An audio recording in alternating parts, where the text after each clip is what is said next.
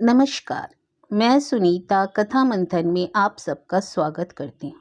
कथा मंथन में आज सुनिए ज्ञान रंजन जी की कहानी शेष होते हुए। अपना हैंडबैग और सूटकेस रिक्शे से उतारकर मझला घर के सामने खड़ा हो गया। रिक्शा लौटते हुए झनझना रहा है, फिर भी सन्नाटे में कोई फर्क नहीं। मझला शीघ्रता से घर में नहीं घुस जाना चाहता, वह रुका है। मकान की सदर दीवारें जब वह पिछली बार आया था तब की बनिस्बत और ज्यादा काली हो गई हैं। कुछ वर्षों में उनकी गीली पुताई बिल्कुल धूमिल ही पड़ जाएगी। पिछवाड़े के ऊंचे पीपल की अलग बाहर निकली डागल पर आधे से कम चांद है। मजले को अपना घर एक कृत्रिम सेट सरीखा लग रहा है, जैसे वह किसी नकली जगह के सामने व्यर्थ खड़ा हुआ है, इसलिए कि सेट का काम पूरा हो चुका है और अब वह केवल नष्ट हो जाने के लिए ही बचा है। कुछ ही पलों में यह आभास गुम हो जाता है और मझला सड़क की पटरी से घर की हद में घुस जाता है। लोहे की जमीन पर लटका फाटक खुलने के लिए मुश्किल से धसका है। मझले की आंखों में पिछले वर्ष घर आने के उत्साह और उमंग की तस्वीरें नाचने लगती हैं। वह एक खास ढंग से कॉलबेल बजाता, जिसमें संगीत पैदा करने की हल्की चंचल कोशिश भी शुमार होती है। रात 9:30 या 10 के आसपास का समय, किसी पूर्व सूचना का ना होना, शनिवार या किसी दूसरी छुट्टी से लगा दिन, महीने का पहला पखवाड़ा, लोग मजले की उम्मीद किया करते थे। मजला आता था नौकरी के पहले दूसरे वर्ष तक। फिर दुनिया के सभी लोगों की तरह घर वालों में भी मजले के आने की अक्सर की जाने वाली उम्मीद चूक गई। इधर एक मामूली मुद्रिस के लिए भी हर उम्मीद को सुखद संयोग में बदल देना संभव नहीं रहा। मझला सोचने लगा कि आखिर वह अपने घर जल्दी जल्दी और अनावश्यक क्यों आता था। क्या इसलिए कि विघटन ने उसे अपने घर के प्रति बहुत मोह आसक्त कर लिया था? समय की व्यापक शक्ति संपन्न धारा उसे हमेशा निरह करती रही। वह थककर लौट जाता रहा, लेकिन मझला अब भी आता रहा। उसमें उत्साह नहीं रहा। परिस्थितियों ने उसे पाट दिया है। पर भावुकता और मोह का चेहरा बड़ा बेहया होता है। उसमें रूमानी हैसियत का छलावा हमेशा चमकता रहता है। व्यापक अंधकार पर केवल नक्षत्रों का अलग प्रकाश है। मझला सोच रहा है कि वह घंटी बजाएगा तो किसी संयोग की आशंका में मां लपककर दरवाजा खोलने आ जाएगी। आ गए बेटा। उनकी आंखें चमक उठेंगी, उनकी दोनों बाहें उठेंगी और नीचे चली जाएंगी। अब मझला बहुत बड़ा हो गया है। उनके मध्यम वर्गीय संस्कार जवान बेटे को छाती पर भींचकर प्यार भी नहीं करने देंगे। यह सब होता रहेगा। वह सामान अंदर रखेगा।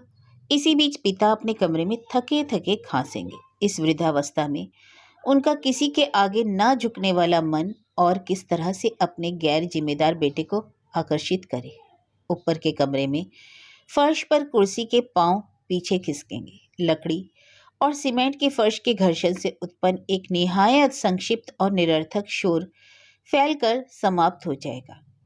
टीनू 2 मंजिले से धमधम उतरेगा।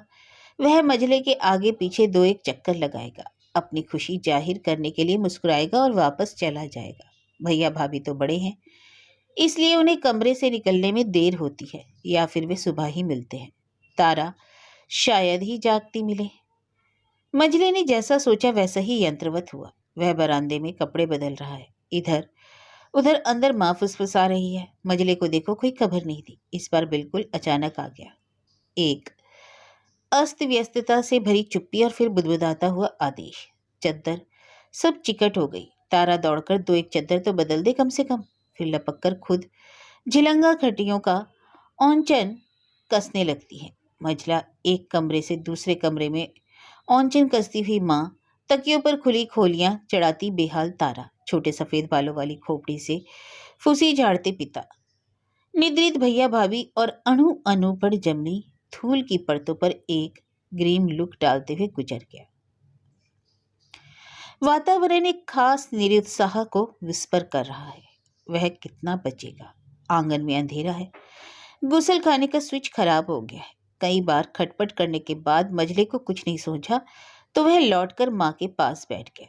किसी को कुछ सूझ ही नहीं रहा है, जैसे क्या बोले। फिर पिता ही बोले, जमाई लेते। लगता है आज तो गाड़ी समय पर ही आई। उनके बोलने में नींद भरी है। अम्मा औंचन कस चुकी है। वह मजले को घूरती हुई कहती है, कितने काले होते जा रहे हो तुम, शीतल से भी ज्यादा। जब पैदा हुए थे तो गेहुआ रंग था तेरा। मजले को उठना पड़ गया। उसका बिस्तर बिछ जाए तब तक के लिए मजला बाहर आ गया है। वह जानता है कि बाहर कुछ नहीं है, फिर भी आ गया। इस बार मजला बहुत दिनों पर आ सका। अंदर बाहर दोनों तरफ बहुत सी चीजें जो आसानी से बदल सकती हैं बदल गई हैं। परिवर्तित स्थितियों ने मजले को बोझिल कर दिया है। उसे कठोर दृश्यों को स्वीकार करना पड़ रहा है। बाबा की कोठरी में लोहा, लंगड़, कोयला, लकड़ी और गोईठा आदि भर दिया गया है। बहुत पुराना एक टुटला हारमोनियम भी वहीं डाला हुआ है। कबाड़ खाना। यहीं बाबा रामायण पढ़ा करते थे। उनकी रामायण गुलाब गंध से भरी रहा करती। वे पन्नों के बीच पूजा के गुलाब दबा दिया करते। यही के खस खस का एक चावल बाबा गणित का अभ्यास कराते। पार्शियन गल्प के न्यायप्रिय बादशाहों की रोमांचक कहानियां भी चलती। तब जीवन शांत था, कोई घबराहट नहीं थी। कभी कभी मजलिस से बाबा बुरी तरह खुंसा जाते और ना बोलते। कोठरी में बड़े बड़े मूस हो गए हैं। मजला दरवाजा उड़का देता है। जिधर सहजन, केला और कटहल थे, उस पिछवाड़े की जमीन भैया ने अपना मकान बनवाने के लिए ले ली है। पेड़ों को कटवा के उन्होंने अपने नए और पृथक जीवन की नींव डालनी शुरू कर दी है। वे पसीने से लथपथ दिन भर मजदूरों की काम चोरी बचाते रहते हैं। दफ्तर से सिक लीव ले ली है। भाभी उनका चाय नाश्ता भी वहीं पहुंचा देती है। भैया ने मजले को पुकार कर पूछा, अरे क्यों, कब आए? कल रात। मजले की छोटी सी सूचना। जी मुझे पता ही नहीं चला। चलो अच्छा हुआ, सब ठीक ठाक चल रहा है, मजले ने जवाब दिया और बात समाप्त हो गई। मजला घूम गया। बागीचे में कुछ नहीं बचा। कुछ सूखे अधरे डंठल और पत्तियों वाले टूटे फूटे गमले एक पेड़ के नीचे इकट्ठे रख दिए गए। इसके अलावा वहीं पुराने मादा पपीते और मीठे नींबू के नाटे झाड़, कुछ क्यारियों में पुदीना खुसकर जमीन को तर कर दिया गया है। मजले ने देखा, एक ही घर में से कई घर हो गए। हर व्यक्ति के कमरे में दूसरे से अलग एक स्वतंत्र और पृथकता ज्ञापित करने वाला स्वभाव। निजी व्यवस्था की प्रवृत्ति कुछ लोगों में छोटे पैमाने पर अंदर ही अंदर बनी हुई है। ऊपर वाले अपने कमरे में टीनू ने एक अलमारी में शीशे की रकाबियां, ग्लास, प्याले और स्टॉप भी रख छोड़ा है। उसके दोस्त वहीं चाय पीते हैं। वहां कुर्सियां हैं, बोतलों में मनी प्लांट, कट माउंट पर बड़े चित्र और सुंदर 12 पेजी कैलेंडर। टीनू अपने कमरे, केवल अपने कमरे को अच्छे से अच्छा रखता है। दूसरे कमरों की अच्छी तरह चीजें ला लाकर अच्छा कर लेता है। भाभी का कमरा गुदड़ी बाजार है, लेकिन दैनिक उपयोग में आने वाली सबसे नई, सुंदर और फैशनेबल चीजें उन्हीं के कमरे में है। प्रसाधन सामग्रियों की जैसी सुगंध भाभी के कमरे में व्याप्त रहती है, वैसी कहीं नहीं होती। बरामदे के पार्टीशन में तारा का स्लीपिंग कम स्टडी रूम बन गया है। साफ सुथरा, उसका अपनी पुरानी अलमारी को बदलकर बनाया गया वार्डरोब है। अपना आयरन, अपनी सुराई, यहाँ तक कि अपने कमरे को साफ करने के लिए एक अलग झाड़ू। उसका कमरा घर का हिस्सा कम, छात्रावास अधिक मालूम होता है। यूनिवर्सिटी जाते समय वह पार्टीशन डोर पर एक छोटा सा ताला लगा देना नहीं भूलती। दरवाजे के दोनों तरफ उसने पता नहीं कहां से लाकर 2 क्रोचिया के पेड़ गमले भी लगा रखे हैं। इसमें पानी देना तारा को रोज याद रहता है। माँ पिता के कमरे में कुछ नहीं है। उनके लिए किसी को फुर्सत ही नहीं। स्वयं उन लोगों को भी अपने लिए कुछ आवश्यक लगता है, पता नहीं। पिता द्वारा लाई जाने वाली या उनके नाम पर आने वाली चीजें भैया, भाभी, टीनू और तारा के बीच बट जाती हैं। उनके कमरे में सबसे पुराना टूटे हैंडलों वाला मोटा गद्देदार सोफा है, जिसकी ट्रैपस्ट्री फाड़कर बहुत सी स्प्रिंग बाहर झांकने लगी हैं। लटक आई टाट की सीलिंग से दिन भर मिट्टी झड़ती रहती है। घास के तिनके, छिपकलियां, गौरैया के अंडे और कभी कभी पूरे का पूरा घोंसला ही रोशनदान से गुजरने वाली तेज हवा से वहां गिरा जाती है। 2 हमेशा बिछी रहने वाली झिलिंगी चारपाइयां हैं, जिन पर ज्यों त्यों दीवार की बेतरतीब खूंटियों के सहारे सुतलियों से मच्छरदानियां टांग दी गई हैं। दिन भर इन सुतलियों पर मक्खियों की कतारें आराम करती रहती हैं। तारा जिस दिन यूनिवर्सिटी या किसी सहेली के घर से विदेशी फूलों का बागीचा देखकर आती है, उस दिन अम्मा को सुनाने की गरज से तुनकती है। पुदीना बो रखा, इतनी जमीन पड़ी है, यानी कि एक माली रखकर बागीचा तैयार करवाए। ताकि कुछ तो अच्छा लगे। पता नहीं शुद्ध घी खाकर क्या करेंगे, उससे तो लोग बीमार ही हो रहते हैं। टीनू से पिता के टेबल लैंप का बल्ब ना जाने कैसे फ्यूज हो गया। धुंधलका बढ़ने पर पिता को उसके खराब होने का पता चला। माँ ने सच्चाई जानते हुए भी भयवश छुपाए रखने की कोशिश की। पिता बिगड़े, कोई नहीं बोला। सब घोर घप हो गए। ये उत्तरोत्तर गर्म होकर चीखने लगे। फिर अम्मा ने साहस किया, अब जाने दो, टीनू से खराब हो गया, शाम के वक्त इतना चिल्लाने से क्या फायदा। पिता अशांत ही रहे। हाँ, मैं चिल्लाता हूँ, खून पसीना एक करके मैं जो कुछ जिंदगी भर जोड़ता रहा उस सब में आग लगा दो। वे बेरोक अपना दुखड़ा रो रहे हैं। मैं घर छोड़कर ही चला जाता हूँ, फिर चाहे जो आए करो। सबका मन कड़वा गया है। ऐसा लगता है जैसे खुले दरवाजे से पिता सचमुच बाहर दूर चले गए हैं। घर में स्तब्धता छा गई। मझला निराश सा बिना चाय पिए चला गया। बाहर भी बहुत देर नहीं रह सका, जल्दी ही लौट आया। वातावरण ऐसा है कि खाना खाने की इच्छा उसे बेशर्मी लगती है। वह सो गया। नींद खुलने पर उसे लगा कि वह बहुत देर से सो रहा है, लेकिन घड़ी में 10 ही बजे थे। एक सुई बेचैनी लिए वह उठा। इस घर का क्या होगा? और मझला उसारे में चूल्हे के पास रखे जाने के टेबल पर टिक गया। मोंटूदा की कोठरी में ताड़ वृक्ष के पत्ते लड़खड़ा रहे हैं। जब हवा रुकी होती है तो ताड़ नहीं खड़खड़ाता, चमगादड़ बोलते हैं। टीनू सचमुच बहुत क्रोधी और उद्दंड हो गया है। पिता से कैसी कैसी उग्र बहसें करने लगा। पहले मजरा भी ऐसी ही बहसें किया करता था, फिर वह बिल्कुल ही चुप रहने लगा। कल टीनू भी चुप हो जाएगा। सतत खीज और क्रोध की स्थिति में नहीं रहा जा सकता। लेकिन भाभी और तारा दोनों को घर से विशेष सरोकार नहीं रहता। अम्मा अकेली गृहस्थी में घुनी जा रही है। चूल्हे की राख की तरफ मजले का ध्यान चला गया। तपी हुई राख बसा रही है। गर्म राख सूंघते रहने से यक्ष्मा हो जाने का भय बना रहता है। मजले को पता नहीं किसने बताया था, कहीं माँ को भी। मजला मान नहीं सका, लेकिन अंधविश्वास की प्रबलता और भय उस पर छाया रहा। वह टेबल पर से हट गया। उसने चूल्हे की राख पौने से बाहर खींचकर एक जगह एकत्र की और उसे तवे से झाँप दिया। मजला भयभीत होकर ऐसा कर रहा था। उसके कलेजे में घबराहट धड़कने लगी। अगल बगल झूठे बर्तनों की बिखराहट के बीच अंदाजे से संभलकर चलने के बावजूद दाहिने पांव से एक गिलास लड़ा और लुढ़कने लगा। अम्मा ने अपने बिस्तर पर पड़े रहकर ही बिल्ली को धत धत करके भगा दिया। मजले को चैन हुआ। मजला अपनी खाट की तरफ लौटा। उसे सुनाई पड़ा अम्मा पिता से कह रही थी, बल्ब की बात लेकर टीनू पर तुम बेकार ही नाराज हुए, इतना गुस्सा नुकसान करता है, तुम्हारा स्वास्थ्य भी तो ठीक नहीं। मजला ठिठक गया। पिता कहने लगे, तुम क्या जानो, मेरी छाती में हमेशा हाहाकार मचा रहता है। घर की हालत तो तुम देख रही हो। जब भी बाहर निकलता हूँ ऐसा सोचता हूँ कि किसी शराब खाने में घुस जाऊं। पैर अंदर जाते जाते रह जाते हैं। फिर चुप्पी। किसी ट्रेजेडी के बाद किसी चुप्पी। मजला रुका नहीं, बिस्तर पर आ गया। वह सोचता रहा कि अम्मा शराब खाने वाली पिता की बात पर से बिल्कुल भयभीत हो गई होंगी। उन्होंने पिता के हाहाकार को सचमुच बड़ा दर्दनाक समझा होगा। तारा की सहेलियां आई हैं, खिलखिला उठती हैं और लड़कियों की तरह फिल्मों की झांव झांव कर रही हैं। तारा उधर ही झूमी हुई है। पिता को यह हद से गुजरा हुआ लग रहा है। पहले वे मोड़े पर बैठे बैठे सहते रहे, अब उठ गए।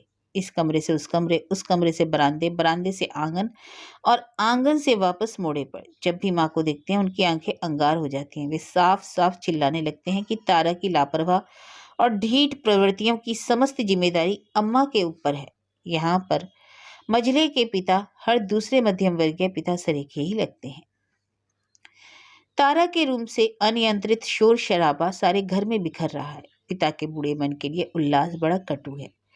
उन्हें यह सब अनुशासन को ताक पर रख देने जैसा लगता होगा। लकड़ी का पार्टीशन, साउंड प्रूफ दीवार नहीं है, इसलिए आवाजें, ठहाके और बातचीत का जनाना हल्ला अभी भी उठता है। पिता घूमते रहते हैं। धूप आंगन छोड़ रही है। अम्मा पिता की शोभ को समझ रही है, फिर भी तरकारी काटने के अपने काम में ही संलग्न रहने की कोशिश करती है। हालांकि वे तरकारी काटने में पूरी तरह शामिल नहीं है। पिता की वजह से डिस्टर्ब है। पिता अपनी चिड़चिड़ाहट को उगलने का मौका ढूंढ रहे हैं। वे इस मतलब से भुनभुना रहे हैं कि माँ उनकी तरफ तवज्जो दे। फिर एक दो जुमले बड़बड़ाकर चले गए। खूब है भाई, 4 घंटे हो गए गुलछर्रे उड़ाते हुए। किस घर में ऐसा नहीं देखा। गोया सचमुच उन्होंने बहुत से घर देखे हैं ही। दोबारा आकर काफी कुड़मुड़ाते और तने बने बोलते रहे अकेले। अम्मा चूड़ियों से भरी अपनी कलाइयों को बार बार झटकने, चिमटा फूकने और काम में आते दूसरे बर्तनों को पटकने तथा जबड़ों को भींचकर गालों में गुस्से के गड़े भरने के अलावा मौन है। वे जानती हैं कि मजला घर में ही है, कहीं उसने यह सब सुन लिया तो साइकिल लेकर चला जाएगा। कम से कम मजला घर रहे। तब तक माँ पिता का यह भुनभुनाना कतई पसंद नहीं करती। उधर तारा के कान में कुछ पड़ गया तो वह अलग खाउने लगेगी। ऐसे ही ऐसे अपनी सहेलियों को घर लाने में उसे शर्म लगती है। तारा की सहेलियां गई और वह माँ की डांट तथा खास तौर पर पिता के भभकने से बच रही है। उसके चलने फिरने में चाप नहीं उत्पन्न हो रही और वह माँ से दबे स्वर में प्यार से बोल रही है। अभी अभी उसने डारों पर सूखे कपड़े तय करने के लिए उठाए हैं। साधारणतः तारा यह काम कभी नहीं करती। मजला उठाया है। भाभी अपने कमरे से निकल चाय तैयार करने के लिए लकड़ी का चैला तोड़ रही है। टीनी स्कूल से लौट बाथरूम में फिल्मी गाने की पंक्तियां चीख रहा है। तारा अब काफी सुरक्षा का अनुभव करती है। शायद अब पिता नहीं भभकेंगे, लेकिन गाल उनके जरूर फूले रहेंगे। तारा की आवाज अब जाकर कुछ स्वाभाविक हुई है। एक अजीब नकली ढंग से सब व्यतीत हो रहे हैं। टीनू को जब जूता खरीदना, सूट बनवाना, फीस देनी या सिनेमा जाना होता है तो वह पिता से प्रेम पूर्वक बात भी करता है और घर का काम भी कर देता है। तारा को ऊन या साड़ी लेनी होती है अथवा पिकनिक पर जाना होता है तो वह माँ से लिपट लिपट कर मधु घोलती है। पिता खुश नहीं है, फिर भी टीनू की आवश्यकताएं हद से बाहर पूरी कर रहे हैं। अम्मा निराश है, फिर भी तारा के लिए पिता से सिफारिशें किया करती है, लड़ती है। बिना किसी घरू वातावरण और मिले जुले सुखद कार्यक्रमों में ही मजले की अधिकांश छुट्टियां बीत गईं। उसके चाय पीते पीते शाम हो गई। इस समय मजला किंचित तरल है। सुबह से ही जिस शाम का इंतजार रहता है उस शाम का आ जाना उसके लिए सुखद है। इसलिए नहीं कि उसकी शामें भव्य होती हैं, वरन इसलिए कि शाम के बाद दिन की बीत चुकने का एहसास बहुत सरल हो जाता है। दिन जो कि काफी कठिन और शाम के पहले इतिहास से लगते हैं। पुरातन शिलालेखों के समक्ष उसकी लिपि से अज्ञात दर्शकों की जो स्थिति होती है वैसे ही मजले की अपने घर के लोगों में हो गई। मजला घर से निकलने की तैयारी कर रहा है और मजले के शरीर तथा शरीर की गतिविधियों को घर के लोग नाटक की दृष्टि से देखने लगे। उन्हें नाटक को भुगतना भी है और तटस्थ भी रहना है। यह तटस्थ रहने की विशेषता बड़ी दम घोटी है। माँ गुमसुम रहती है और पिता चिड़चिड़े। उमंग घूम गई।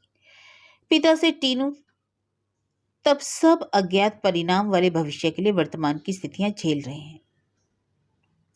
मजले का क्या, वह अभी कपड़े पहनकर निकल जाएगा, लेकिन मन तो दूसरों का भी होता है, महसूस कर रह जाते हैं। घर की शाम कलेजों को दबाती है।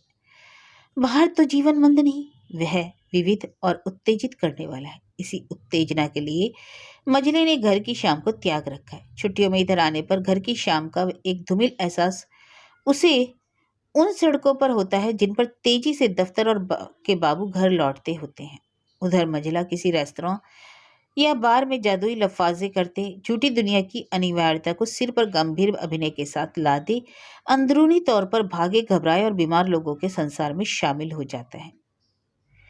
दिन पूरा हो गया। अभी अभी अर्धरात्रि की सूचना देने वाले प्रेस के घंटे बजे हैं। 12 घंटे काफी देर तक बजे। मजला सोचता है अच्छा होता ये घंटे बिल्कुल ना बजते अथवा जल्दी बज जाते। शायद बजाने वाला अर्ध सुप्तावस्था में है।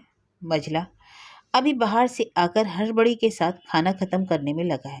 उसे डर लग रहा है माँ कुछ बोलने ना लगे। माँ का बोलना साधारण बोलना मात्र नहीं होता। धीमे से बोला गया उनका हर वाक्य पंख कटे परिंदे की बेजान उड़ान चेष्टा या दर्दीला चीख सा होता है। इस चीख से मजला बचता है। पता नहीं बात ही बात में कब मन का बांध टूट जाए। माँ का क्या है, उसकी शादी की बात या भाभी का दूसरा घर बसाने की प्रवृत्ति की चर्चा ही छेड़ दे। 10-12 दिन की तो छुट्टी, पर इस पर वह इतनी देर देर तक घर क्यों लौटता है? अथवा पिता के बहुत गिरे स्वास्थ्य के बारे में ही माँ के पास बहुत सी खतरनाक बातें हैं।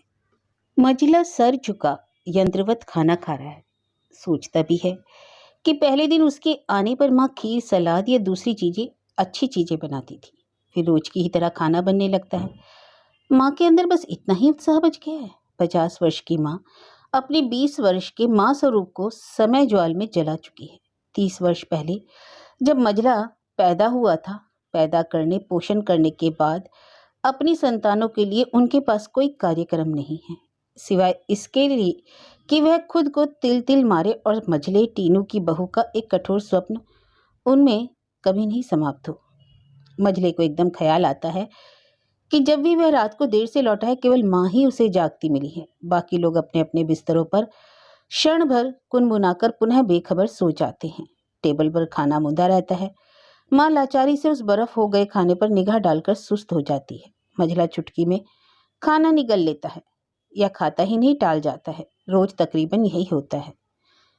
बिस्तर पर जाने के बाद मजले को तरस खाने की फुर्सत मिलती है। वह सोचने और गम करने लगता है कि उसे माँ की आंखों में कभी नींद क्यों नहीं मिलती। आंखों में मानो दर्द की एक शिला उसे अंदर ही अंदर भेदती रहती है। मजले को भी मातृत्व के नाम पर महज यही खौफनाक ढर्रा नसीब है। बाहर सड़क पर मोहल्ले में गश्त लगाने वाले चौकीदार जमा होकर जोर जोर से हंसी ठट्टा करने लगे हैं। उनकी चोरी से पी गई चिल्लम का गांजा बू मार रहा है। जो लोग सो रहे हैं उनके लिए चौकीदारी की सीटियां रात का पूरा मतलब देती हैं। जागती हुई माँ और मजले के लिए रात एक त्रास शुरुआत वाली कहानी है। मजला टेबल पर पानी का गिलास ढूंढने लगता है। यद्यपि वह निश्चित रूप से जानता है कि टेबल पर गिलास नहीं है। माँ उठती है, पानी ला देती है, फिर बैठ जाती है। उनके लिए मजले से कुछ बोलना जरूरी है। बेटा, टीनू के बारे में क्या सोचते हो? उसका दिमाग खराब होता जा रहा है। देखते नहीं कितना गुस्सा और बदतमीजी करने लगा है। माँ आखिर बोली ही। मझला गिलास का पानी समाप्त हो जाने के बाद भी गिलास की कॉर्क को होठों से नहीं हटा रहा। वह झूठ मूठ पानी पीने का अभिनय करता हुआ माँ के प्रश्न का अज्ञात उत्तर खोज रहा है या प्रश्न को भूल रहा है। आखिर उसे कुछ सूझा नहीं, इसलिए गिलास रखते हुए कहता है, अच्छा तो मैं क्या करूं? मझला जानता है कि वह ऐसा नहीं कहेगा, उसे बहुत सी उलझनें हो जाएंगी। इस तरह से बात को समाप्त कर देना माँ को अच्छा नहीं लगा होगा, लेकिन उन्होंने कहा कुछ नहीं। बस यही सोचने लगी कि देखते देखते मजला कितना निर्मोही हो गया है। पहले सबका ख्याल रखता था, अब तो अपना भी नहीं करता। मजले को माँ जिंदगी से देखती जा रही है, पर आजकल सचमुच बहुत कड़ा हो गया है। मजले का कड़ापन उन्हें कातर करता है। कभी कभी माँ के नेत्रों में एक बदनसीब गिड़गिड़ाहट भी भर आती है। मजले, ब्याह कर लो, किसी लड़की से कर लो, किसी तरह कर लो। जेठ बहू ने तुम्हारे बड़के भैया को छीन लिया, फिर भी कर लो। दुनिया में सभी तो करते हैं, तू अपने साथियों में अकेला पड़ जाएगा। तुम्हारे पिता बिल्कुल लट गए हैं। आखिर हमसे कुछ गलती हो गई तो बेटा माफ कर दो। माँ की आंखें इसी तरह बोलती रहती हैं, लेकिन मजले ने माँ की कभी नहीं मानी। बचपन से ही जिद्दी रहा है, पाप तो बुढ़ापे तक है। माँ अपने सभी बच्चों से डरी रहती है। इन दिनों मजले से और डरने लगी है। पिछली बार जाड़े के दिनों से वह और सहम गई है, जब एक दिन खाने के तुरंत बाद मजले ने भल भल शराब की ढेर सारी बदबूदार उल्टी टेबल पर कर दी थी।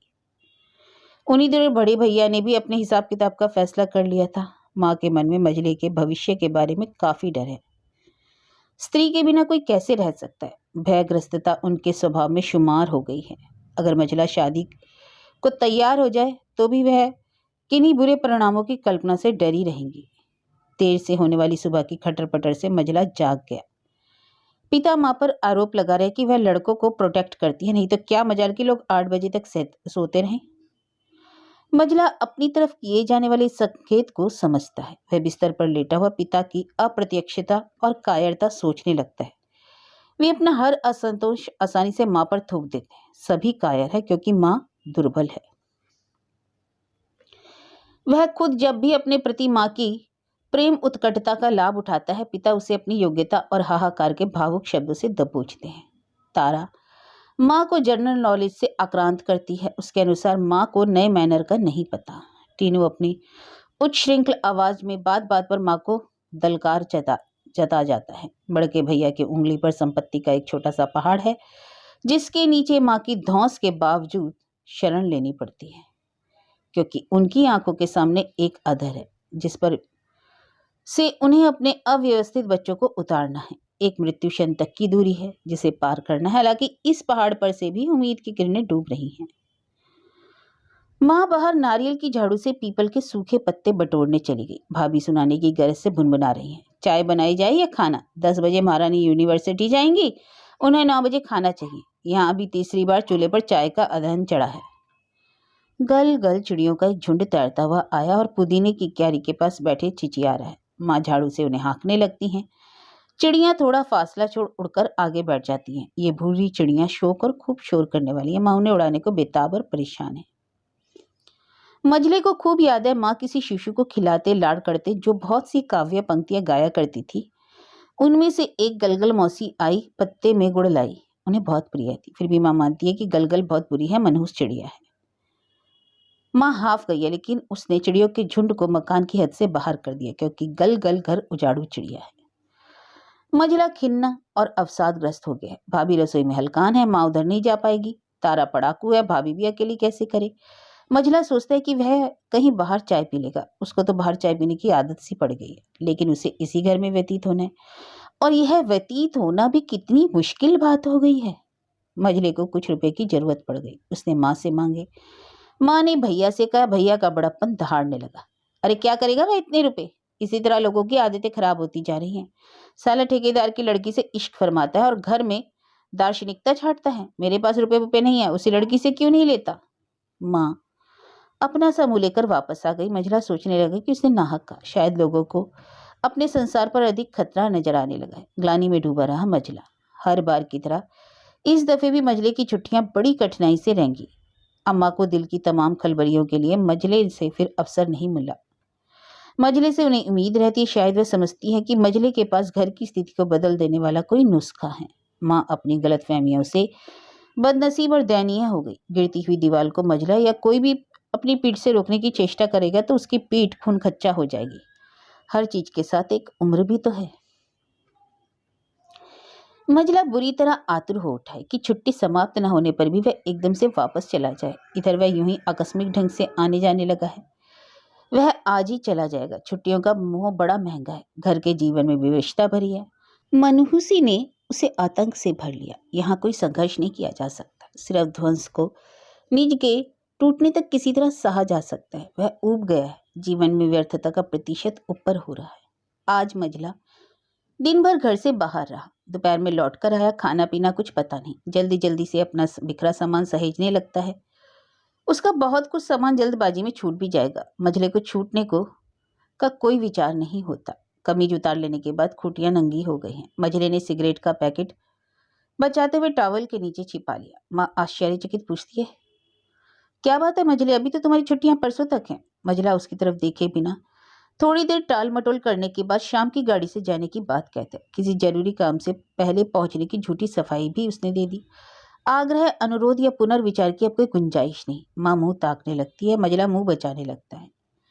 5 बजने तक घर के लोग इधर उधर मंडराने लगेंगे। पिता दफ्तर से आकर चकित से तैयार सूटकेस की तरफ देखेंगे और समझ जाएंगे। फिर उनमें भावुकता का अस्थायी विचलन बढ़ने लगेगा। टीनू छत से उतर कर आ जाएगा और तारा पार्टीशन से बाहर। भाभी भैया को पीछे बुला लाएंगी और वे दोनों चुपचाप मंजिले के चले जाने की प्रतीक्षा में खड़े रहेंगे। मंजिले की को जाहिर होगा कि ये सब लोग किसी एक स्थान से नहीं, अलग अलग जगहों से आए हैं। उसे वे घर के लोग एक स्थान पर उसी दिन एकत्र नजर आते हैं जब वह वापस नौकरी पर लौटता होता है। घर के लोगों को इकट्ठे होने के दृश्य इसलिए मंजिले को बड़ा अटपटा और झूठा लगता है। मंजिले की छुट्टियां अगर बहुत लंबी हो जाएं तो भी घर में ऐसा अवसर शायद आ सके जब सब लोग एक स्थान पर एकत्र हों। घर में 7 लोग हैं और 7 बार टेबल पर खाना रखा जाता है। मंजिला भी इस व्यवस्था में आसानी से शामिल हो जाता है, क्योंकि किसी को भी एक दूसरे का सामना करना सरल नहीं लगता। कोई गंभीर दुर्घटना ही शायद लोगों को एक स्थान पर एकत्र कर सकती है। रिक्शा आ जाने पर माँ कुछ सुस्त है। मंजिले ने इतना भी समय नहीं दिया कि रास्ते के लिए वह पूरी तरकारी ही तैयार कर देती। अब क्या होगा? सरीखी असहायता उन्हें डुबोने लगती है। लड़के का कठोर लगने वाला व्यवहार पिता को पराजित करता है। इससे उनका शरीर कुछ कमजोर होता है। मंजिले ने रिक्शे पर अपना मामूली सा लगने वाला सामान रख लिया। माँ तारा को अब कब आओगे पूछने के लिए ढकेल रही है। पता नहीं क्यों तारा के मुंह से कुछ नहीं निकल पा रहा। शायद वह प्रयत्न कर रही है। रिक्शा सबकी दृष्टि से ओझल हो गया। घर अंदर ही अंदर खंडित हो रहा है। मंजिले के पिता माँ को कुछ समझ ही नहीं आ रहा होगा। उनकी आंखों के सामने इतिहास की अनिच्छुक स्थितियां बेरहमी से गुजर रही हैं। अपने खचाखच कंपार्टमेंट में मंजिला भी समय की क्रूरता और निरंकुशता को तीव्रता से महसूस कर रहा है। अगली बार जब वह मंजिला घर आएगा तब काल उसके सामने कुछ और बिगड़े हुए तथा कठोर दृश्य उपस्थित करेगा, क्योंकि अभी लोग पूरी तरह से टूटे और बिखरे नहीं हैं। अभी संक्रांति अपने अंजाम की तरफ केवल शुरू हुई है।